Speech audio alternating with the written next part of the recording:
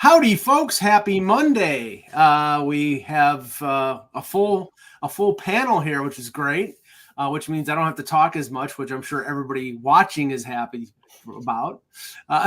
So we'll go right into the pre-show. Go ahead, Russ. Yeah. So a lot of talk about the Soto and Judge, both having over 40 homers, and now they could both have over 50. But the team that's getting lost in the shuffle of this, it's easy. It's nice to talk about the Yankees, but they have the long history, and we know. Yeah. But the 73 Atlanta Braves had the best home run team, and they had a trio of 40 homer hitters. Was Torrey one of them? No. Nope. 73. Oh, Aaron. Darrell Evans. Davey Johnson. Davey Johnson led the league. So right. Davey Johnson, they all had over 40 homers. It was, I think, 43 for Johnson, 40 for Aaron, and 40 for Evans.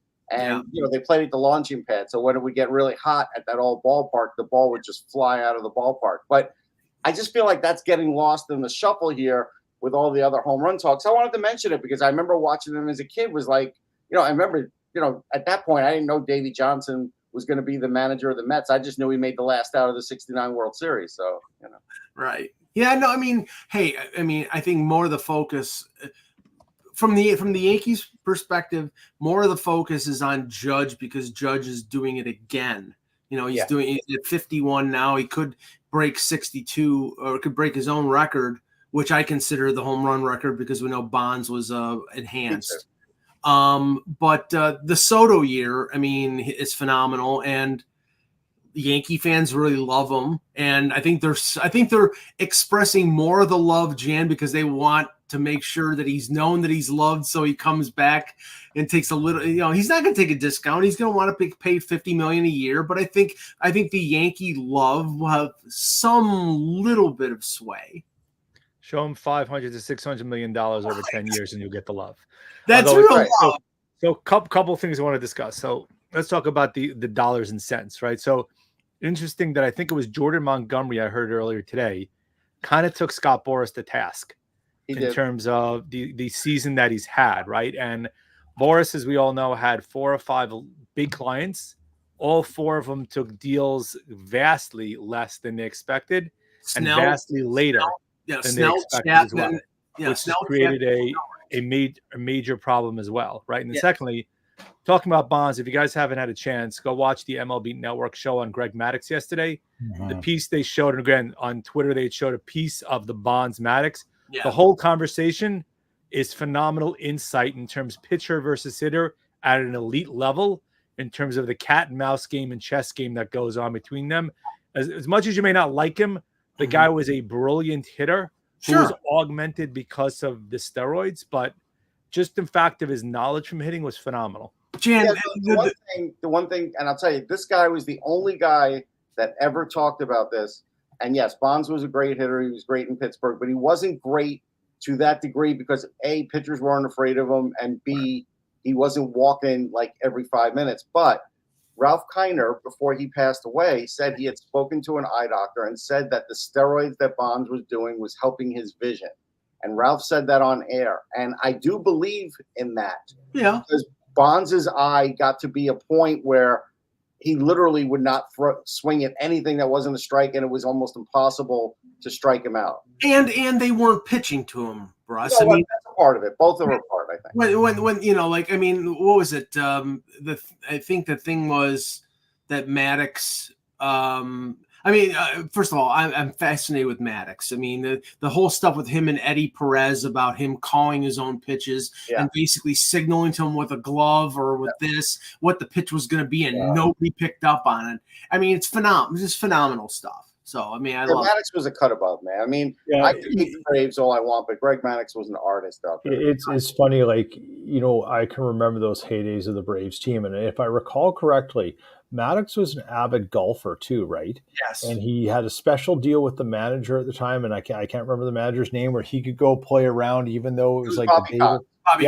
It was like there's something about that with those elite talents, right? There, you got to sort of work with what they do because a lot of what they're doing is working, right? You can't mess. You don't want to screw it up. You don't want to screw it up, and it's neat to see. I've seen a lot of the highlights of the stuff on there. I haven't watched it yet, but Yeah, I saw the highlights. it's probably be the first thing baseball thing I watched in quite some time. I'm quite intrigued about it because that was a pretty fun era of baseball. Oh yeah. Yeah, and I know that the controversy came up because the Yankees Old Timer Day was on the weekend, and there was a lot. A-Rod was there, and they were signifying the 15th anniversary of the 09 team. Russ, first thing that surprised me is Brett Gardner was not there. He boycotted it, I guess, because he's still a little miffed at how it ended. How it ended there, yeah, right? I mean, he was a longtime Yankee. It'll take him a little while. But the whole thing was, should A-Rod be on the Wall of Fame in Monument Park? And no. And not enough for them. What's that? He did not play long enough for them. No. What he did for them was enough. No, it wasn't. Yeah, Russ. If it wasn't for the steroids, if it wasn't for being banned for a year, he would be 13 would be retired, and he'd be in Monument Park. I disagree. Well, yeah, I think if he was, and I think also they don't want to honor him when he's going to not be in the Hall of Fame because of steroids. They don't want to go down that road. No, I mean, they definitely don't want to go down that road. So just before we start, we have, and I think this is a joke. We're going to have 10 days, 11 days before football season starts. I mean, I wish that, I'm good with the 3 preseason games because preseason football sucks. Yeah. Especially since nobody plays anymore because they're all afraid they're going to get hurt, and they're justified with that. But now it's a weird dynamic now. It is. Right, but now you have a week in between, so they allow college football to play, and now the next season doesn't start until the week following next weekend on Thursday. Jan, are you feeling good about where the Jets are? Good, yes. Feel a lot better if Reddick was in camp because it hurts their defensive line depth. He's not gonna be. I'm right. I'm not arguing with you. It brings up whether or not they should look. I thought they should have signed Bryce Huff 3 years ago. I said it then. Yeah, me too. That would have been why they played around with this makes no sense. And now, but they'll get Reddick. They'll get a deal done. I mean, CeeDee Lamb just signed today for 4 years, $136 million. So you'll start seeing all the guys that have been holding out. Well, the ones that can sign new deals. I don't think Douglas has given him a new deal. So no, he can't because the optics that the other guys that are due contracts, it looks horrible with them. So am I confident? If he gets to play 5 and doesn't get hurt, Rodgers, I'll be very confident after last year. How's that? Jeez. Well, okay, we won't go there. I think there'll be a big factor in the AFC if Rodgers is healthy. There's no question. The defense is terrific. It'll be one of the top 5 defenses in football, and the offense is very good. Actually, Breece Hall doesn't get the credit that he deserves. The funny thing is if Rodgers can just be a do no harm quarterback. That's really all he has to be. Yeah, then they'll give a battle to Buffalo for the top spot in the AFC East. If he's below that, if he's worse than he was with Green Bay a couple years ago, because he did not have a good year as last year in Green Bay. A lot like Peyton Manning in Denver. He just has to be like that. Yeah, well, Manning was a monster his first season in Denver. Russ. No, but not when he got to the Super Bowl. That was when his neck was kind of fused and he wasn't a monster anymore. A little better than that. If he's a little better than that. Yeah. All right, let's start the show. Hello, Hockey World. You start first, Jan. Hello, Hockey World. Today is Monday, August 26th, 2024. Hi, I'm Jan Levine. That was so mellow. I'm Pete Tessier in balmy Winnipeg. Russ Cohen from Sportsology and NHLDraftBuzz.com. And I'm Mike Agello from Parts Unknown, and this is the Hockey Buzzcast here on HockeyBuzz.com. Okay, so we've got about 3 weeks to go until rookie prospect tournaments start. So we're still sort of in the dead zone here. We have some PTOs starting to sort of bleed in. Last week we heard about Blake Wheeler and Kaylor Yamamoto with Boston. There was Tanner Pearson with Vegas and Sammy Blais with Vancouver. So a lot of these veterans are starting to find the little homes. We'll probably hear a bunch more of those things happen over the next couple of weeks. But we did have some significant moves I want to start first with the trade, Peter, that happened between Winnipeg and the Pittsburgh Penguins. Braden Yeager going to Winnipeg, Rutger McGroarty, the disgruntled Rutger McGroarty, going to Pittsburgh. And the way we looked at it, we talked about it on Off the Post on Sunday. The way we looked at it, and I said, this makes a lot of sense for both teams because Yeager is a Western Canada kid. He's from Saskatoon. I think he's probably 2 years away from the NHL. He had a great year in the WHL, 95 points, but I think he needs a little more time in junior, maybe a year in the AHL. Whereas McGroarty, the way it sounded, he wants to jump in the NHL right now, and that sort of fits the time frame of what the Penguins are on right now. Yeah, I think, as we know from what we heard in the spring, McGroarty wanted basically a path to playing, right? He wanted to be playing, and given where the Penguins are, I think that's it makes a lot of sense, and he's got some pretty elite level players around him to help sort of pick up that guidance and potentially sort of educate him as to what it means to be coming in early and playing. It may not be ideal for his development, and I think the one thing. It's not. And Russ put a great article out there. If you haven't seen it, go search it on Sportsology. Russ put a great thing breaking that trade down. The thing about McGroarty is he's not that great a skater. And so the upside for the Jets is if it may take Yeager longer to get to where they expect him to be or hope he comes, but he's going to bring something they need because the Jets are not a great skating team either outside of a couple of players. So this is a good thing for them. And if they had already, and close off my point on this, if they had already seen McGroarty being 2 years away anyways, just on how they treat their development system and plans, then Yeager's not moving Yeager doesn't affect them in terms of where he is and being ready or not. So I think, Chevy once again got himself into a corner or was put in a corner, and he found a way out, and he deserves some credit for that. Now, go find another defenseman, and we'll start talking about what comes down the pipe this season. Russ, what were your thoughts on the trade? Yeah, my thoughts were the first thing about Yeager is, and I've been watching him closely, he also needs work on his skating, but not as much as McGroarty. He definitely has to get stronger. That's a big thing because he's a guy, the minute he bursts into the offensive zone, he could cause chaos. Like, his shot's that good, but his playmaking is even better. And so, but he has to get there, and he has to get there with speed. He's got to beat defensemen to a spot. And those are the things he could do right now at the level he's at and score at an elite level. But to be an elite scorer in the NHL, it's going to take some work. He may not be elite. He might be a second line talent, and that's fine. But yeah, you got to wait on that. But the brain is exceptional, and those other things are. With McGroarty, he's a great kid. He's a talented kid in the sense that he puts up with no guff. He knows exactly what to do on the ice. He's great in the dirty areas around the net. He does need to score more, though, and he did have some scoring woes last year with goal scoring.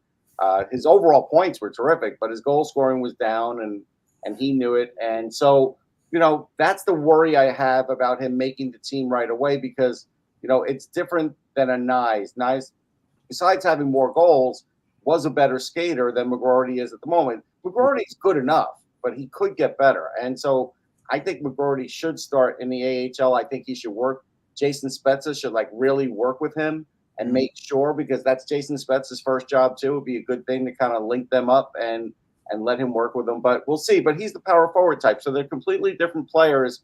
And I don't think anybody won the trade. I think it'll take years to find out. Well, Jan, this is I said this on the show on Sunday. If the plan for the Penguins is to make McGroarty into a center, and he's played both center and wing at Michigan, then he needs to start in the American Hockey League and play probably a full season there.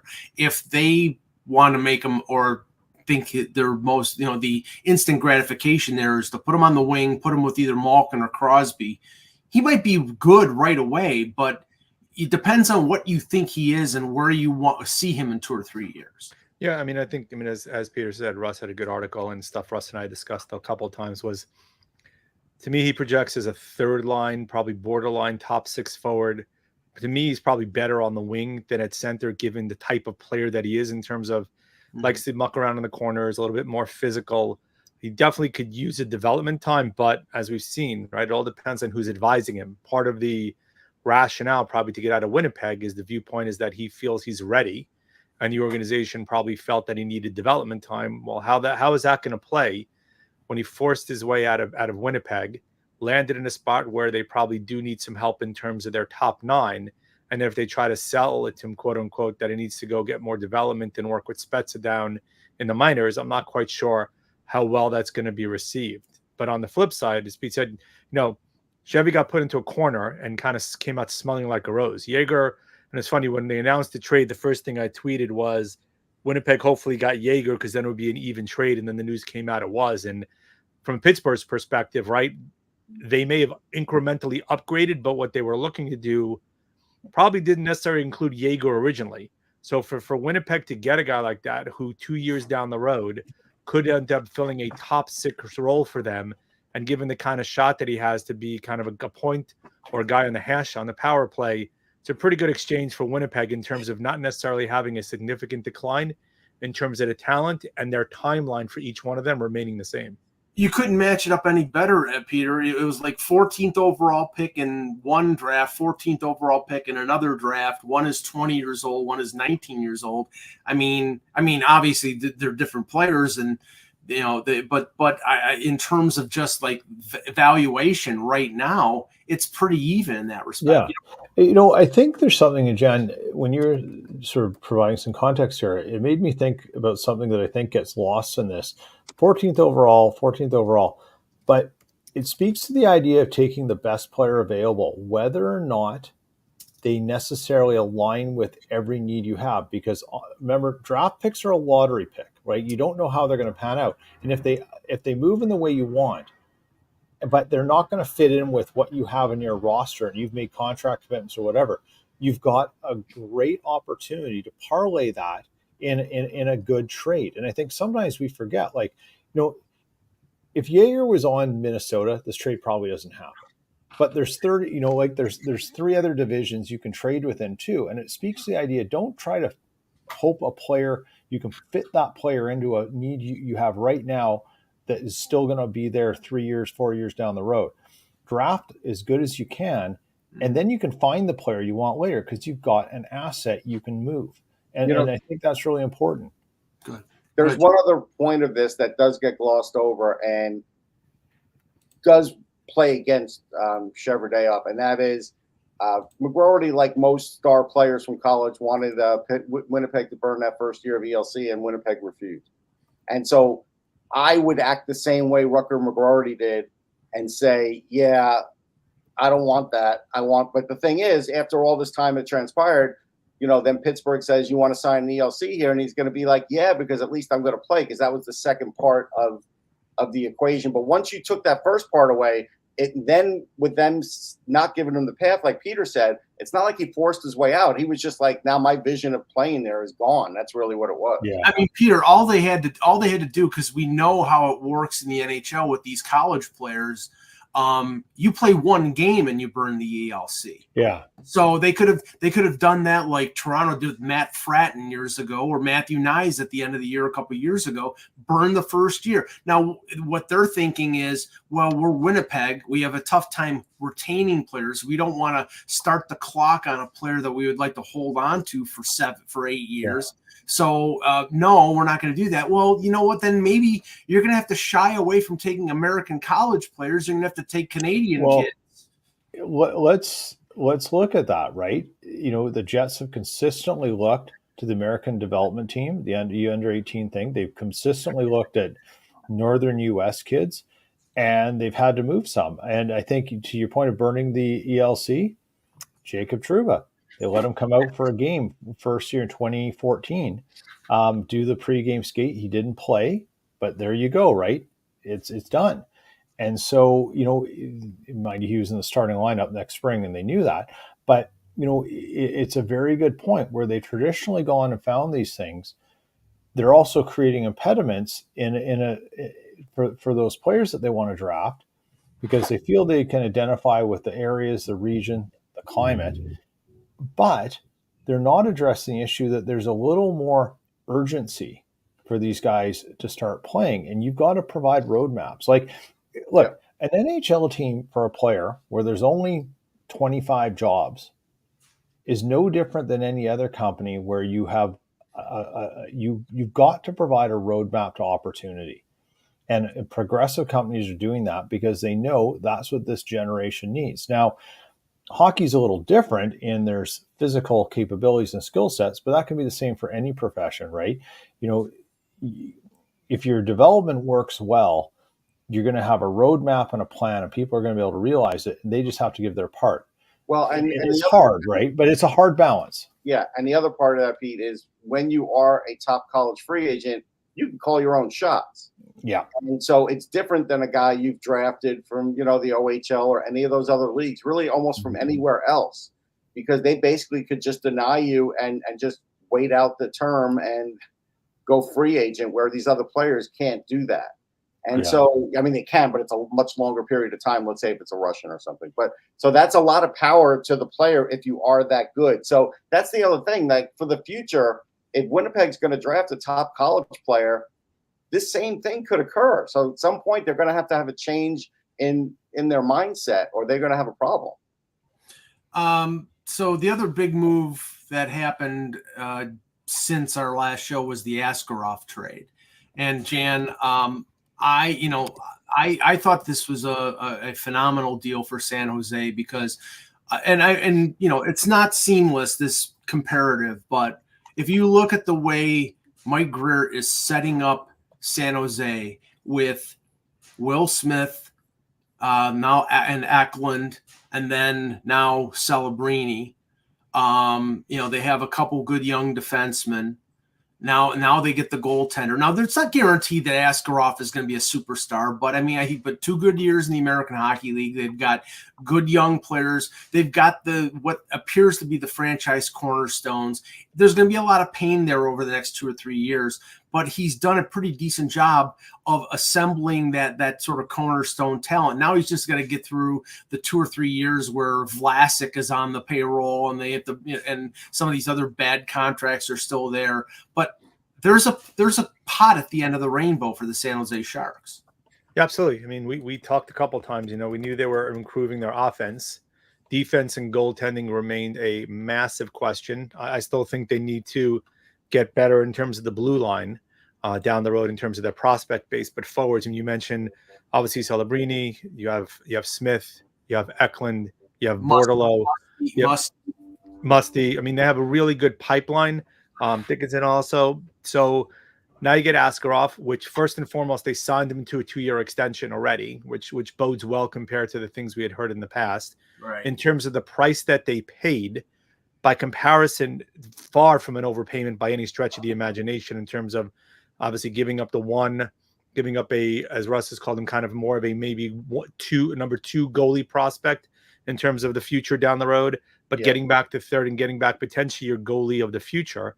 So yeah, there's going to be growing pains, and it's kind of funny, The first thing I heard this is, boy, would David Quinn love to be there right now, because in my opinion, we discussed this, they kind of gave him the shaft there because he did everything they needed to, and they kind of exit him stage left. But look, Grier's done a good job so far. It was interesting to hear Trotz talk about the decision-making process of how they went from they're not trading him, and then they decided, well, in essence, we're just going to remove a potential headache and get rid of it now so it doesn't fester and do the best we can. And we talked originally, I thought that San Jose or Columbus were the 2 teams that made the most sense for him, and he ends up going to a team that he should see the majority of the starts and develop what we hope into be potentially a real true number 1 goaltender down the road. Yeah, so everything that Jan said's right. The thing, I think the mistake that Trotz is making, aside from what he said about fine, whatever. You want to say that stuff, that's your business. That's your truth. That's fine. What I'm going to get at is this isn't the Washington Capitals. So Trotz has won, but he didn't win with Nashville. And the difference to me, and this is me, is Braden Holtby had a couple of year run, 2 to 3 years where he was absolutely elite. We were all amazed that he was like the first goalie that started doing the visionary stuff. He's out there 3 hours before the game, and he's going, no. He's looking up in the stands and whatever. And it worked, right? And he was lights out. Saros has done that in the regular season. He's yet to do that in the postseason. That's one thing. He's trading like this team is ready for the cup. They're not. Right. And in the West especially, like, there's a lot of work to be done on that team where I feel like, yeah, they're going to make the playoffs, but a big push in the playoffs? No, I don't see that. Well, I mean, okay, they're pretending as if they're a contender. You had Stamkos, Marchessault, and Shea. You've locked up Saros for 8 years. You'd added O'Reilly the previous year to go along with Forsberg. Is there enough there? I don't think they're as good as Colorado or Vegas, even though Vegas has got some warts right now. I mean, Peter, the thing I look at with this whole situation is Barry Trotz exposed himself as an inexperienced GM the way he handled this situation. Because if you make the determination that you're going to sign Saros to the 8-year deal, then negotiate with him, get him locked in, and at the same time, you have to be talking about trading Askarov. And as soon as you pull the trigger on the Saros deal, you need to trade Askarov, because Askarov knows that he's not going to be playing. And they signed Wedgwood on July 1. Askarov knows he's not going to be playing in Nashville next year. And he went out and he said, I'm not playing in Milwaukee. And you automatically lowered your value on a premium prospect because you handled it the wrong way. Yeah, but Did he? Did he already? Well, hold on, Mike. Did he know what his value was prior to signing Saros? Like, I don't think Trotz walked into this and signed Saros without understanding where Askarov was, and he had his check man, so to speak, down way, and he sent him to San Jose.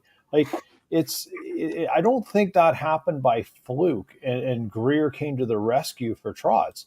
I think he knew what the play was, and he knew where he could go, and he knew what the value was. And frankly, just always remember the market for goalies is bizarre. Like, well, it's not just abnormal; it's frankly bizarre, and no one wants to do like no one wants to commit to a goalie until you've got Roberto Luongo, right? Then you'll commit it. Like, it's a weird thing. Unless you have Rick DiPietro, right, Pete? Yeah. Jeez. But this is the thing. It's like, okay, fine, okay, but has that happened since? I'm remarking that how stupid that the trade was. That's all. Trading for a goalie who has no NHL experience is always risky. He had 2 good years in the American Hockey League, but he was considered, with Wallstedt and Devin Levi, one of the best young goaltending prospects in the league.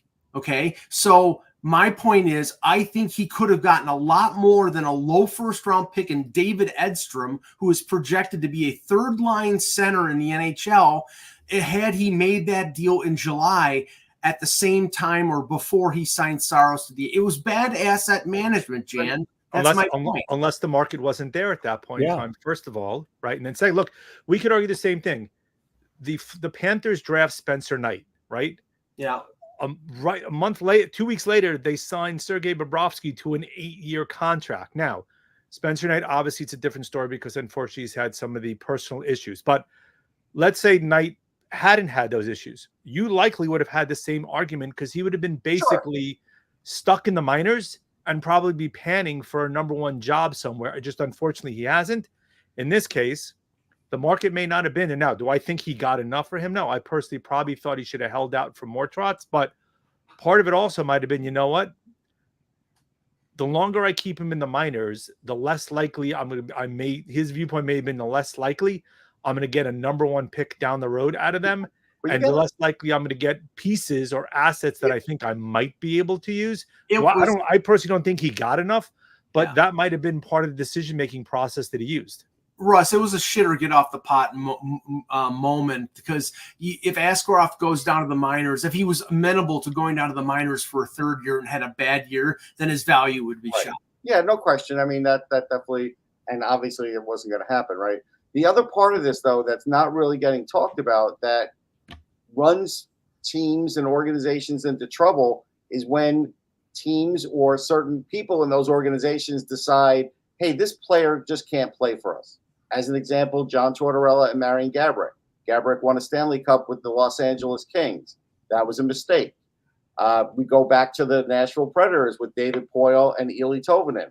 Eli Tovanen can't play for us. He goes to the Kraken, he's scoring 16 goals a year. So it's like you have to be careful when you decide that these guys are not part of what our players are, because you only get so much talent in this league. And it's going to take some talent to win. And I think sometimes organizations, when you have a guy that's a little different or maybe doesn't roll the same exact way as the other players, you got to think twice, I think, sometimes before you move him. And Askarov likes to flip the net over on the ice. I'm getting the idea that burned Trotz, and I don't know why. Exactly. You could have the most talented player in the world, but if they are a problem, if you have signs of other things, like we only know, like, based it on this happened, therefore that happened, therefore, the return wasn't as much as we've imagined. Like, we don't know all the story. And I think to Russ, you make a great point. The guy's moody. How many teams have been burned by moody Russian goaltenders? The list is long, fellas. Yeah. The list is long. I mean, look at the Bruins. The Bruins decided, one bad weekend for Tyler Seguin, he can't play here. So they get rid of Tyler Seguin. It's like we've seen this happen over and over again. We have. Yeah. Although I think there was other things at play with Seguin besides that. I mean, those other things never popped back up. There were no other things, Jan, that no other young player has ever done in their career. Yeah, it was. Russ, can we go back to Rick Middleton and the Rangers? I mean, I was going to say it was. Seguin. There was rumors that there was stuff going on there. Those trips to Foxwoods with Brad Marchand that were caught on video of them, dancing on the casino floor, all that stuff. That's ancient history, but there was a little bit of nothing happened to Marchand.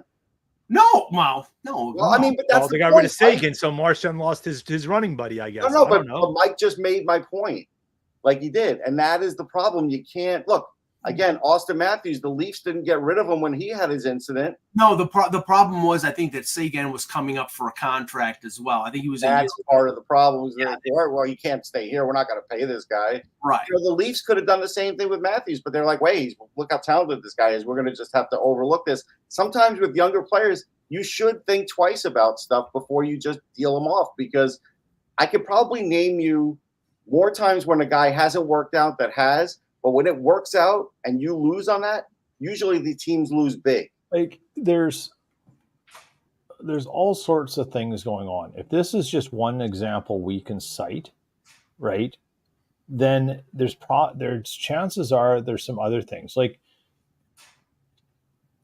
the NHL is not the NFL where you know how stinky the guy's sixth cousin's farts are, but it's starting to go that way. Wait, can you run that by us one more time again? No, I don't think he can. One. I don't even know who the hell my sixth cousin is, let alone what but that's the NFL does. That's the thing. And it's not that bad, but they're getting there and they're learning those things, right? And they don't have time for it. Now, if they were just as particular about the people on their staff, then we may be making some real progress. But that's a whole other issue. The point here is, right now, the probable general consensus is Trotz didn't play this as best that he could. But you know what? In 2 years, we may come back and go, yeah, Trotz played it pretty well. Nationals sitting with 3 first-round picks next year. That's not a bad position to be in. They still need more talent on this team, right? They do. Lineup, they're very, very, very, very top heavy.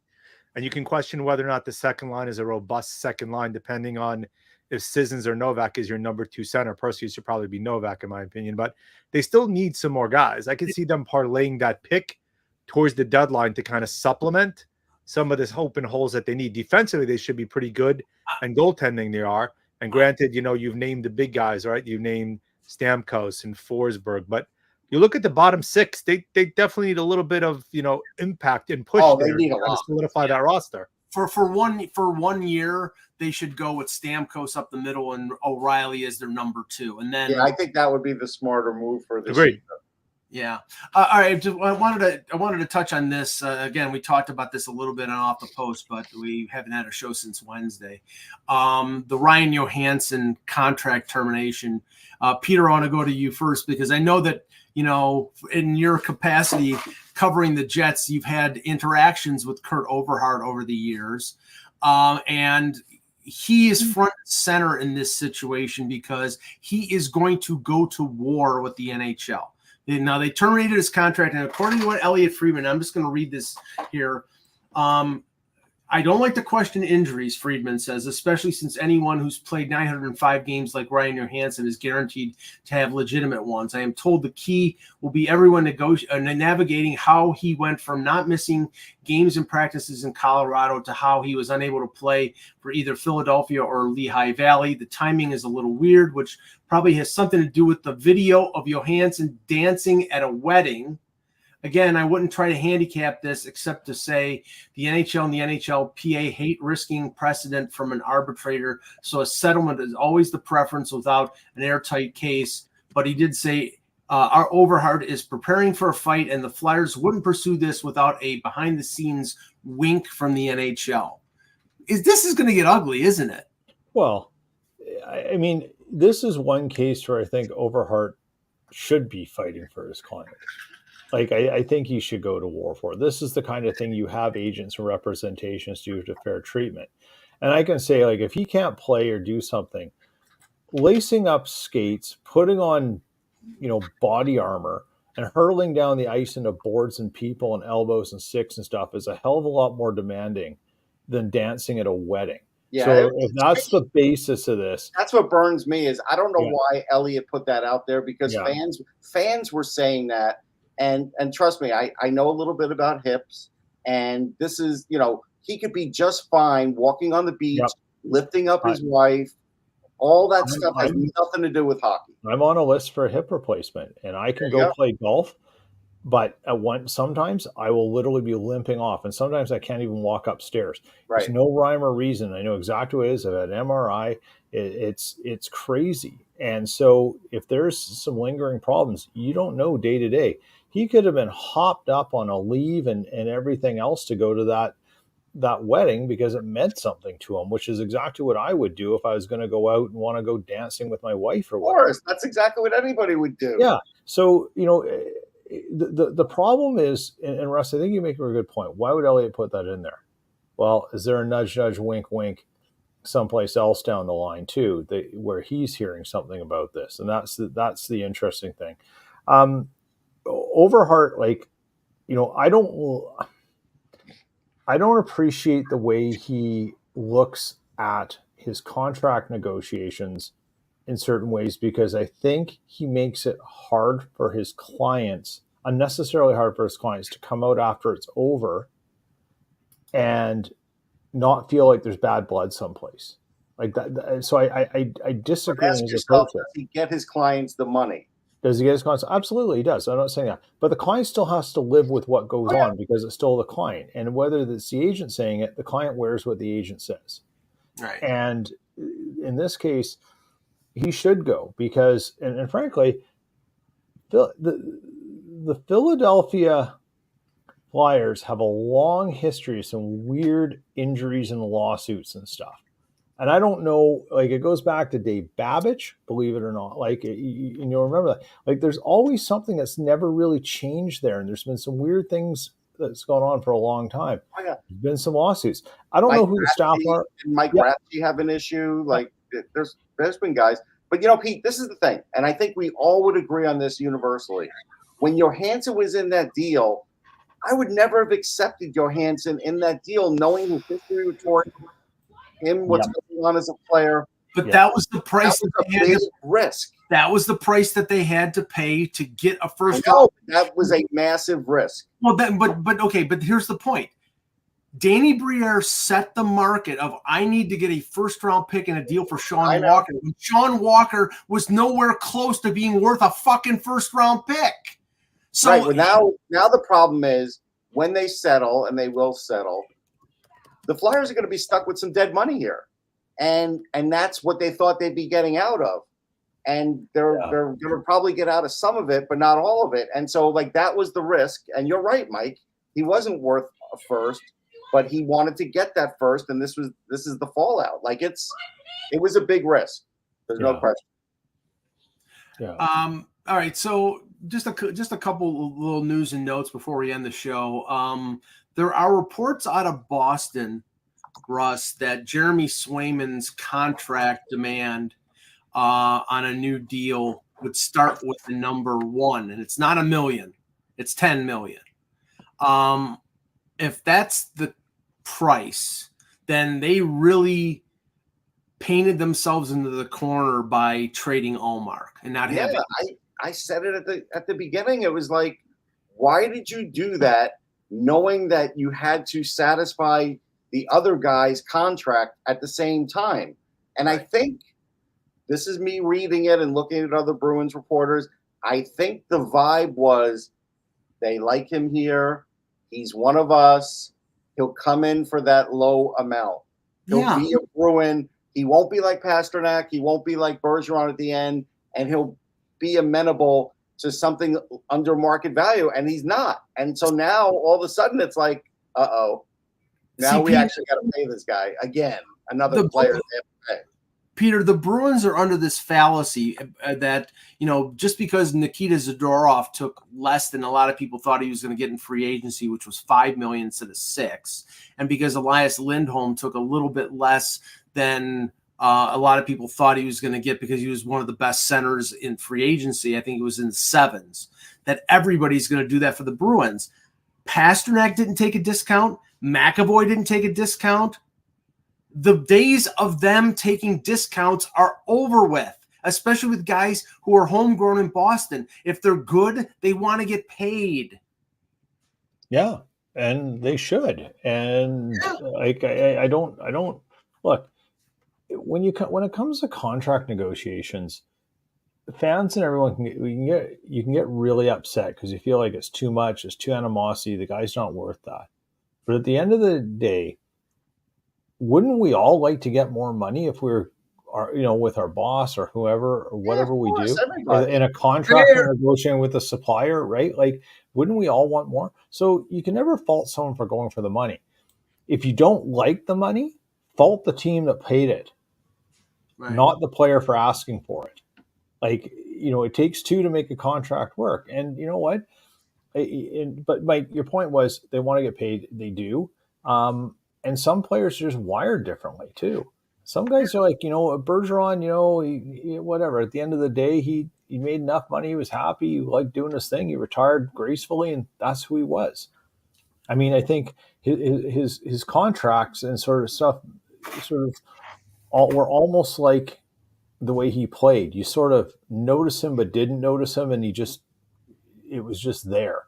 And highly effective, just like his contract was. For Swayman, he wants the money. The Bruins' ethic was Bergeron, Marchand, Chara. They all. Krejci, I think, got what he was worth. Well, I think that's just a Boston thing. Pick your sports team, right? And I know how much you'll love the Red Sox, Mike. So you can probably. I think it's just this weird thing about Boston culture. But that's me. I'm not an East Coast. Not necessarily, because Poppy got paid. Yeah. Poppy got paid.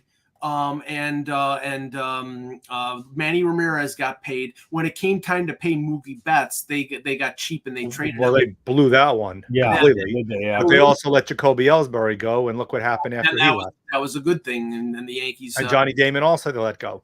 Yeah, and he had a couple good years, but Jan, there's a little news too that got missed a little bit by some outlets, and I'll give this allhabs.com credit because I saw two outlets pick this up. I don't know where Daly was, but he was questioned about expansion. And so Bill Daly said he didn't know a number that he would say, like, basically no to expand. So they were like, is 36 the maximum? And he goes, I don't know what the maximum is. And it's like, so it does lead people to believe now instead of 2 teams, they may actually add 4 teams. And I want to say, I'm going to go on record here and saying, by covering prospects and watching what's coming up and everything else, the league is going to get watered down. Be careful. Yeah, He's down now. He's doing the European tour right now, so I think he's in the that's what it is. Yeah, but and Friedman wrote a little bit about it. Now I want to expand on it more on Wednesday. But Jan, I just want to finish off with this because you had to go off the screen for a minute. So Swayman is reportedly asking for 10. If he's asking for 10, what the hell is Shesterkin asking for? Can we not have this discussion yet, please? No, wait. But this is the thing. So the rumor is he's going to ask for 12 mil. Right. That is the rumor. Yeah. He's going to ask for at least 14% of the overall cap total at that point in time. Right. And you guys remember when Lundqvist signed years ago, I said then I thought the Rangers overpaid him by $1 million a year back then because it left him very little cap flexibility, and he gave them no hometown discount at all. Right. Based upon the percentage he got. From all that we've heard already, Shesterkin's going to be exactly the same thing. And the first comment friends of mine said is somebody show him the headlines of what Jalen Brunson did to try to make sure they had money to sign other guys and see if he's willing to do it. But different story, different situation. But I'm saying just in terms of the optics of 2 guys in the same arena in terms of how the treatment was. Could somebody send that front page to Juan Soto, please? No, because Juan Soto is different too. Different sport. The difference here with Brunson is not every goalie can make it in New York, and so you can't just simply say, "Hey, Igor, we don't want to pay you, so go ahead and take a walk because you're replaceable." He's not really replaceable. The Rangers get a good goalie every decade, and they've been kind of lucky with that. Dan Blackburn would have been that guy, and eventually would have been overpaid too. You're going to get overpaid as the Rangers goalie. That is the way it is. If you don't, then you're not that great a goalie. And the thing is, the other thing with this is think about this. These guys are asking, and they want to get their ass out and set the expectations quick because right now we're in a cap climbing era. Right. The cap is moving. So leak your ass out because you want to take advantage of it. Well, they know they can afford it going long term, right? Like the cap is probably going to be 90 million within 3 years. If you tell me he's getting 11 million, if you give him 11 mil per, I'm not blinking. If he wants 12 and a half, that's a slightly different story based upon the overall cap percentage, and that's what I'm saying. But in 2 years, we could be laughing at that. Peter, it's going to be 90 million next year. It's 88 now. It could be 100. I thought it was 86 now. Sorry, it can be 100 million in 3 years. So, but I agree with Jan. I don't like. I agree with your number. I think 10-11 is fair. Yeah. I don't like it. Right. Like in terms of it, like if I'm a fan, I don't like having that much sunk in there. But it's probably the right number. Yeah, I mean, do as somebody who covers the Leafs and talking to Leaf fans, am I happy that Austin Matthews is getting 13 and a half? No, because he may not be the best player in the league. He's just making the highest salary. Does he deserve it? He deserves everything he can get. You know, the thing is that when you're in a cap system and you're paying, and it's $88 million and you're paying over 40 million to 4 players, it's tough to build a team. So if you have to take out one of those players because you don't like their cap hit, the last guy you're taking out is Matthews. That's the bigger issue. It's not who gets the highest salary. It's how many others are in there who aren't deserving in your core, right? Exactly. That's the issue. And it's amplified in Toronto, but every team has that variable, right? Every team has that thing. You've got this guy making this, your top 4 are this. What do they prevent you from doing versus on the value they bring you for that dollar, right? And Edmonton will be tasting that in a year or two when they're paying Draisaitl 13 something. They're paying Boucher 10 million. But how do you get away with not paying him, Mike? Well, what I'm saying, you have to pay him. You have to pay him. You have to. Well, no. In